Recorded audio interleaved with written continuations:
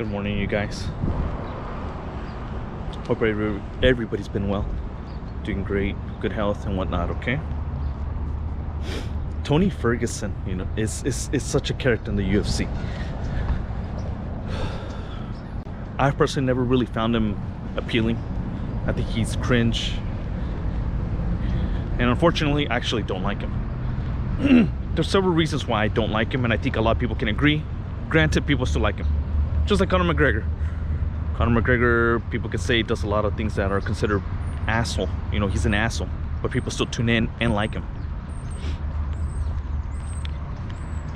What makes it interesting is that Tony Ferguson is following a blueprint that we've seen over and over and over again.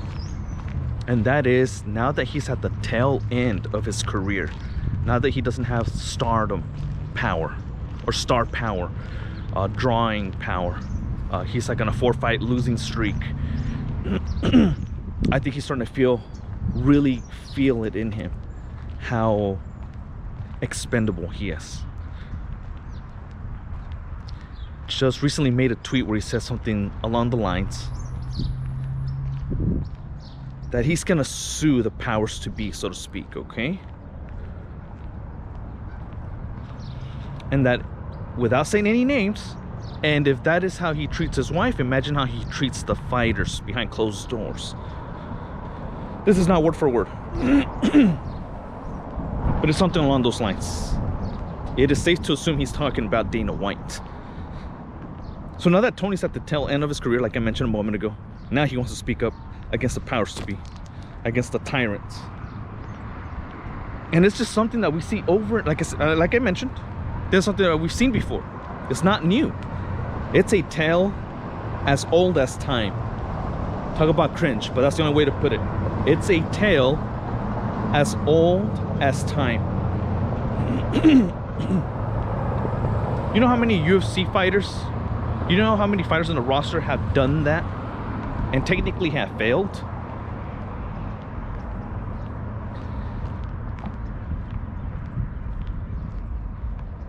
I know it's not a good feeling to pretty much already be in the shadows of your former self, and you're a shell of your former self.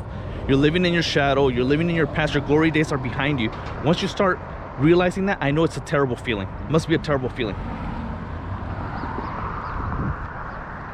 But the reason why I want to make this video about Tony Ferguson and not another fighter, because there's other fighters that have done this before. Similar, step-by-step situation.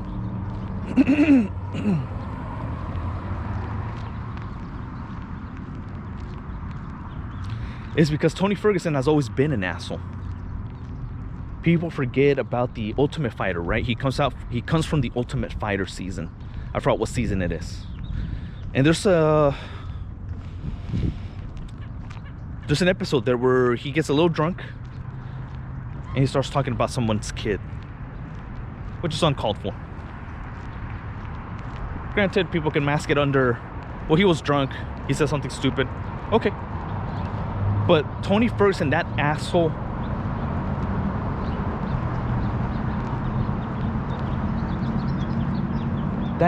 in him still exists. A lot of press conferences, he completely insults the fighters, his opponents, for no reason, for no good reason, okay? And one of the last times that I was just fed up with this guy was against Beneil Dariush. Beneil's one of the nicest guys, one of the most chill guys out there, right? No drama, no nothing. And that's probably why he doesn't get sales, right? He doesn't get pushed by the UFC. He's not, you can't really promote him. People are just not gonna buy into it because he's quiet, he minds his business, whatever. There's nothing to him but a good fighter, a great fighter actually, who's actually proven himself over and over again as of lately with dominant wins.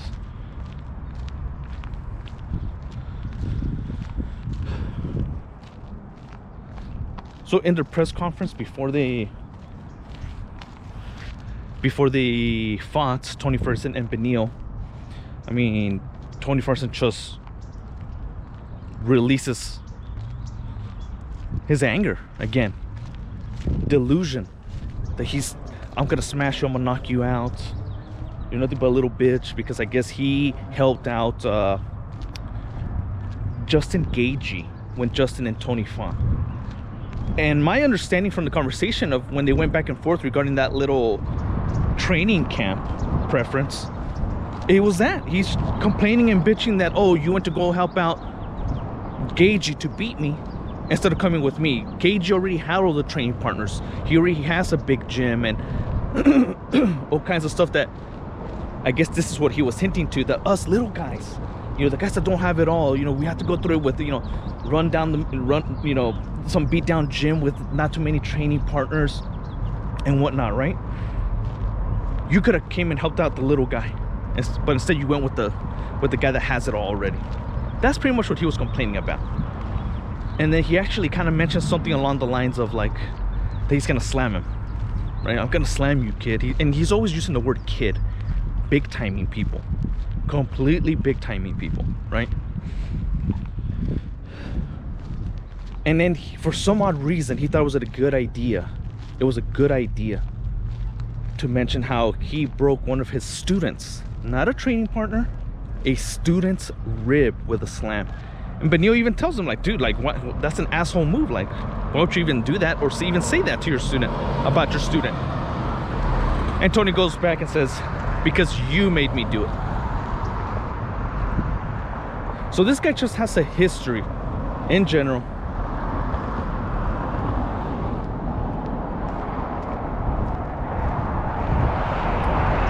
of being an asshole.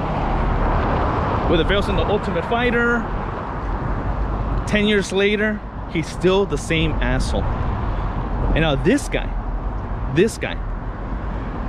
after he starts realizing that his relevancy or relevance is definitely happening, now he wants to talk about suing the UFC or a lawsuit and calling out Dana White on this domestic violence. Granted, he's been caught in a scandal with his wife. His wife claims that he never hit her, he never put his hands on her, but he was kind of traumatizing them, he was terrorizing them. There was a couple instances where she had to call the cops. If you have to call the cops, there's some sort of danger, there's some sort of imminent danger. You're worried enough to be like, you know what, I need someone to protect me. Abuse doesn't necessarily come in physical harm, always, right? Doesn't always come in physical harm. It could be verbal abuse. I mean, you name it. Terrorizing, scaring somebody, you name it. So Tony is not that innocent either.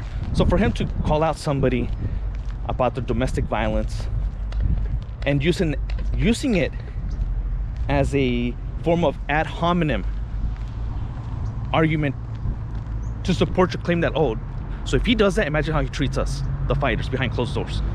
That's a bitch move. And I'm just tired of it. These fighters come to the UFC knowing exactly what's going to happen. Look at the Randy Coutures, right? Tim Sylvia's.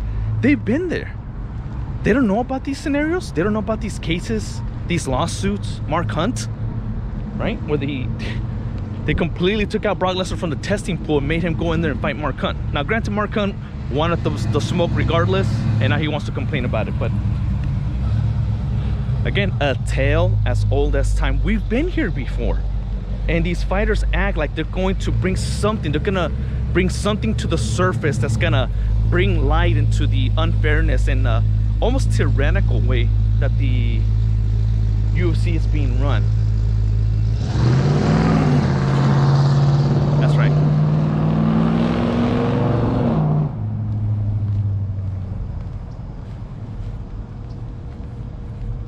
I believe he actually deleted his tweet, so go figure, right? Pues no que tanto cojones, no que tanto huevos. We can't be acting this ridiculous. I mean, when people like Tony Ferguson surface, and the second they start doing a few hypocritical, and I mean they die in the hill with the hypocrisy, that's where I tune out. I can't support someone like that.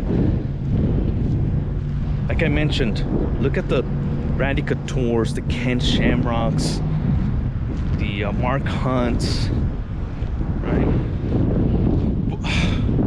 Project Spearhead, we all remember that? Look it up, read into it. It's been here. We've tried this before. And when I say we, I mean more like the fighters. I apologize. I don't even want to say we, because I'm nowhere in that league.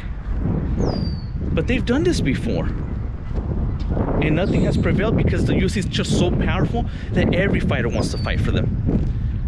Right? We know about the pay. We know how unfair you could be treated, that it's possible that you are expendable, just like any business. Even you and I, and our regular 9-to-5s or whatever it might be, we see those things. It's all over. It's not just exclusive to the UFC.